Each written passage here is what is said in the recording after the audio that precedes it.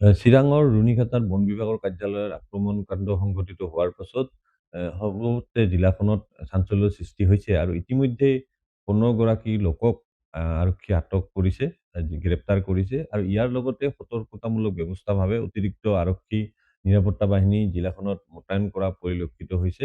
আৰক্ষীয়ে বৰ্তমান পৰিস্থিতি নিয়ন্ত্ৰণ কৰিছে আৰু সমগ্ৰ অঞ্চল চেপা উত্তেজনাই বিৰাজ কৰিছে আৰু এতিয়ালৈকে জিলাখনত ইণ্টাৰনেট কৰ্তন হৈ থকা পৰিলক্ষিত হৈছে আৰু সমগ্ৰ পৰিৱেশ সন্দৰ্ভত মই কিছু কথা জানিব চেষ্টা কৰিম কোকৰাঝাৰ লোকসভা সমষ্টিৰ সাংসদ জয়ন্ত বসুমতাৰীৰ পৰা। কি ক'ব? যি চিৰাং জিলাত অনাকাংক্ষিত এক ঘটনা সংঘটিত হ'ল, কিদৰে প্ৰতিক্ৰিয়া ব্যক্ত কৰিব? যোৱা ১৬ এপ্ৰিল তাৰিখে চিৰাং জিলাৰ আমাৰ ৰুণিকাটা ৰেঞ্চৰ ফালৰ পৰা আৰু DF-ৰ ফালৰ পৰা চিকনাঝাৰ নেশ্যনেল পাৰ্ক যিটো নতুনকৈ এইটো চৰকাৰীভাৱে ঘোষণা কৰা হ'ল। এইটো অঞ্চলত কিছুমান লোকে ঘৰ-বাৰী বনাইছে বুলি ফৰেষ্ট ডিপাৰ্টমেণ্টৰ ফালৰ পৰা নিশ্চয়কৈ সেই ব্যক্তিসকলক সোধ-পোছ কৰিবৰ কাৰণে হয়তো আনিছে বুলি মানে ডিপাৰ্টমেণ্টেলি আমি গম পাইছোঁ। তো তাত হয়তো পাব্লিক আৰু ফৰেষ্ট ডিপাৰ্টমেণ্টৰ যিখিনি কথা তাত মানে মানে সামঞ্জস্য হোৱা নাই। পাব্লিকে বেলেগ মানে ধৰণৰ কথা ক'ব বিচাৰে, ফৰেষ্টৰ ডিপাৰ্টমেণ্টৰ ফালৰ পৰা বেলেগে কথা ক'ব বিচাৰে। যিয়ে নহওক, সিদিনাখনৰ যিখিনি ফৰেষ্ট ডিপাৰ্টমেণ্টৰ ফালৰ পৰা যিখিনি কাৰ্য কৰিলে, সেইটোৰ এগেইনষ্টত মানে নেক্সট দিনাখন ১৭ তাৰিখে ৰুণিকাটা ৰেঞ্জ অফিচৰ পাব্লিকে আহি ধৰ্ণা এটা কাৰ্যসূচী হয়তো নিশ্চয়কৈ লৈছিলে প্ৰটেষ্ট কৰাৰ কাৰণে। কিন্তু তাত বিয়ণ্ড কণ্ট্ৰল হৈ গৈ ৰুণিকাটা যিটো ফৰেষ্ট ৰেঞ্জ ইয়াৰ মানে বিভিন্ন তাত বাহন বা তেনেকেই প্ৰতিসাধন কৰা মই দেখা পাইছোঁ, কাৰণ মই দিল্লীত আছিলোঁ। আমাৰ ছেছন চলি আছিলে। তাৰ পৰাই মই গোটেই ঘটনাৰ বিষয়ে পৰ্যবেক্ষণ মই কৰি আছিলোঁ। প্ৰশাসনৰ লগত যোগাযোগত মই নিশ্চয়কৈ আছিলোঁ। তো সেইটো বহুত দুৰ্ভাগ্যজনক ঘটনা হৈছে যে নিশ্চয়কৈ তেনেকৈ হ'ব নালাগিছিলে। অনাকাংক্ষিক এটা ঘটনা সেইটো হৈ গ'ল। তাৰপিছত আজি প্ৰশাসনৰ ফালৰ পৰা কিছুমান একশ্যন হয়তো তেখেতসকলে কৰি আছে। তাতো এটা প্ৰতিক্ৰিয়া নিশ্চয়কৈ সৃষ্টি হৈছে যে নিৰ্দোষী ব্যক্তিসকলক মানে প্ৰশাসনৰ ফালৰ পৰা সেইটো ঘটনাৰ আলম লৈ কৰা হৈছে বুলি পাব্লিকৰ ফালৰ পৰা ক'ব খোজে। যিয়ে নহওক, সেই ঘটনাটো অনাকাংক্ষিকভাৱে হ'ল আৰু ইয়াত মানে দুখজনক বিষয় হয় যে ৰাইজেও যদি কিবা কাৰণত মানে হাৰাশাস্তি পাব লগা হৈছে, সেইটো এটা ভাবিব লগা বিষয় হয়। এতিয়া ৰাইজ হাৰাশাস্তি হ'ব নালাগে, মই প্ৰশাসনকো মই আহ্বান জনাইছোঁ। তো ইয়াত ভাবিব লগা কথাটো হ'ল কি, আমাৰ কাউন্সিলৰ ফালৰ পৰা যিখিনি তেওঁলোকে কৰিব লাগিছিলে, বিশেষকৈ শিৱ মহোদয় তেখেত হাগ্ৰামা মহিলাৰ ডাঙৰীয়াৰ যোৱাকালি যিটো মিডিয়াৰ যোগেদি তেখেতে যিখিনি নিজৰ পক্ষ তেখেতে ৰাখিলে, তাত মানে কিছু কথা মই বুজিব পৰা নাই। এতিয়া হাগ্ৰামা ডাঙৰীয়াই ক'লে যে ফৰেষ্ট ডিপাৰ্টমেণ্টটো ট্ৰেন্সফাৰ এটা ছাবজেক্ট হয় আৰু ট্ৰেন্সফাৰ ছাবজেক্টক মানে ইয়াত তেওঁলোকে এটা তদন্ত কৰিব আৰু সেইটো মানে অসমৰ বিষয় আৰু সততে শুনিবলৈ পোৱা যায় তেনেকুৱা ঘটনাবোৰ হ'লে হাগ্ৰামা মহিলা ডাঙৰীয়াৰ ফালৰ পৰা যে মোৰ হাতৰ আইন শৃংখলাটো নাই। আৰু এইটো হ'ল ৫টা জিলাৰ এই মানে বড়োলেণ্ড অঞ্চলটো আপুনি ইয়াৰ মুৰব্বী হয়। মুৰব্বী হৈ আপোনাৰ নিশ্চয়কৈ কৰ্তব্য আছে। আৰু এই ৫টা জিলা নিশ্চয়কৈ আমাৰ DC আছে, SP আছে, পুলিচবোৰ আছে, থানাবোৰ আছে। তেনে ক্ষেত্ৰত আপুনি সেইটো নিশ্চয়কৈ তেখেতসকলৰ লগত মানে আলোচনা কৰি কেতিয়া কেনেধৰণৰ ব্যৱহাৰ কৰিব সেইটো আপোনাৰ কাৰণে, আৰু পুলিচে সদায় শান্তি সম্প্ৰীতি ৰক্ষাৰ কাৰণে তেওঁলোকে সদায় মানে প্ৰস্তুত। ইয়াত আপুনি কেনেকৈ সহায় বিচাৰে, তো আপুনি সহায় বিচাৰিলে হ'ল, কিন্তু ইয়াত দেখা গৈছে যে সততে শুনিবলৈ পাওঁ যে মোৰ হাতৰ আইন শৃংখলাটো নাই। আইন শৃংখলাটো নাই।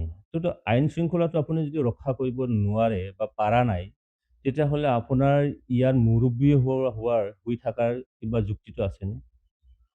এইটো এটা মানে ভাবিব লগা বিষয় হয়। তো মই তেখেতক আহ্বান জনাম যে ইয়াৰ ৩৫ লক্ষ জনসাধাৰণৰ কাৰণে আপুনি এজন মুৰব্বী হয়। মুৰব্বীৰ ফালৰ পৰা যদি সততে তেনেকৈ ভাষ্য যদি আমি শুনিবলৈ পাওঁ, ৰাইজ কাৰ ওচৰত গৈ কাক বিশ্বাসক ৰাখি ইয়াত মানে বসবাস কৰিব? আপোনাক মেণ্ডেট দিছে। যোনেই নহওক, যোনে ভোট দিয়ক নিদিয়ক, আপুনি মেণ্ডেটটো পাইছে। আৰু এই মেণ্ডেট পোৱাৰ পিছত যদি আপুনি মোৰ হাতৰ আইন শৃংখলাটো নাই বুলি কৈ থাকে, তেতিয়াহ'লে আপোনাৰ মুৰব্বী হোৱাৰ কোনো ইয়াত মানে প্ৰশ্ন নাহে। মই সেইটো প্ৰশ্ন কৰিছোঁ তেখেতক, যে আপোনাৰ মুৰব্বী হোৱাৰ প্ৰশ্ন নাহে। যদি আপোনাৰ আইন শৃংখলা যদি ৰক্ষা কৰিব নোৱাৰে, সঁচা কথা এইটো যে ইয়াত মানে পাৱাৰটো দিয়া হোৱা নাই।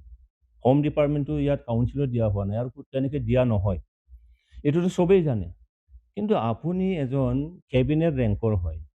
কেবিনেট ৰেংকৰ হোৱা এজন ব্যক্তিৰ মুখৰ পৰা যদি তেনেকে কথাবোৰ ওলায়, তেতিয়া ৰাইজ কাৰ ওপৰত ভৰসা কৰিব?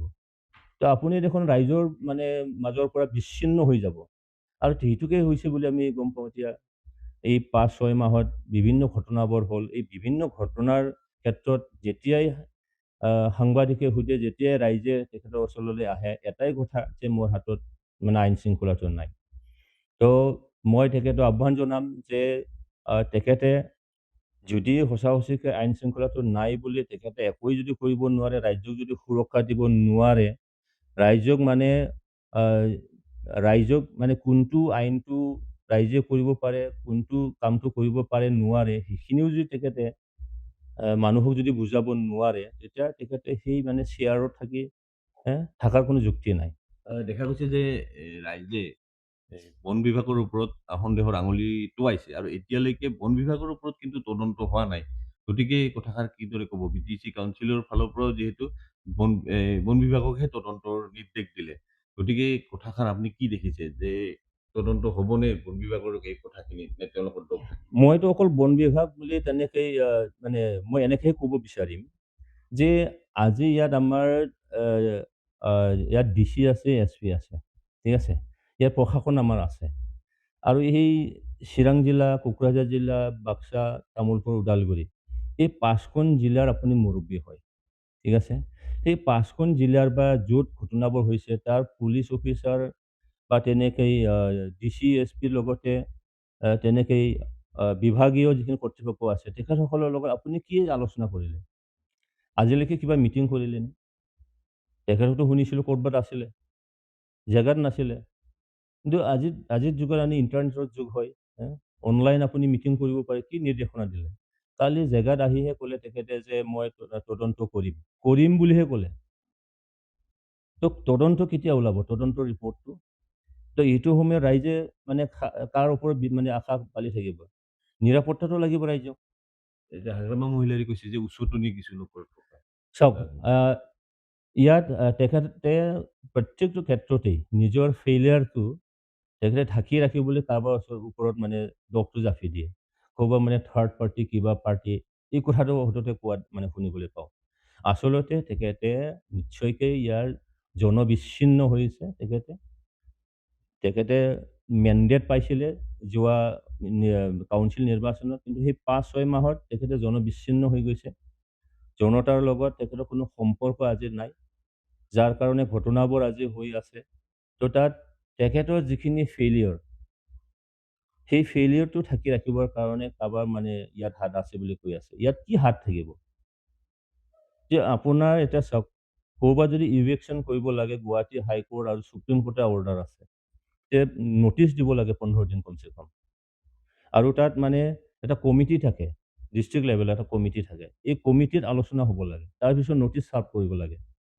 এই নটিচটো চাৰ্ভ কৰা হৈছিল নে নহৈছিল? ফৰেষ্ট ডিপাৰ্টমেণ্টে এইটো গম পাইছিলে নে নাপাইছিল? আৰু সেইটো নকৰি এতিয়া আমাক তদন্ত কৰিব। তো আপুনি যে কি তদন্ত কৰিব? এতিয়া কোনোবা যদি অফিচাৰ, ফৰেষ্ট অফিচাৰৰ যদি ক'ৰবাত গাফিলতি কৰিছে, তেতিয়াহ'লে আপুনি একশ্যন লওক না, যে আপুনি ছাছপেণ্ড কৰক। ছাছপেণ্ডটো কৰা নাই আপুনি। তো সেইটো হ'লে কমপ্লিটলি তেখেতে কণ্ট্ৰল আজি এই কাউন্সিল অঞ্চলত নাই। তেখেতে জনবিচ্ছিন্ন হৈ গৈছে। তেখেতে ইয়াত নিজৰ যিখিনি পাৱাৰ এণ্ড ফাংচন, সেইটো আকৌ ভালকেই তেখেতে চোৱাৰ দৰকাৰ আছে বুলি মই ভাবোঁ। আপুনি বিচৰা বাতৰি পাব কেৱল নিউজ 18 এপত। নিউজ 18 এপ ডাউনলোড কৰিবলৈ স্কেন কৰক এই QR কোড। গুগল প্লে ষ্টৰতো পাব এই নিউজ 18 এপ।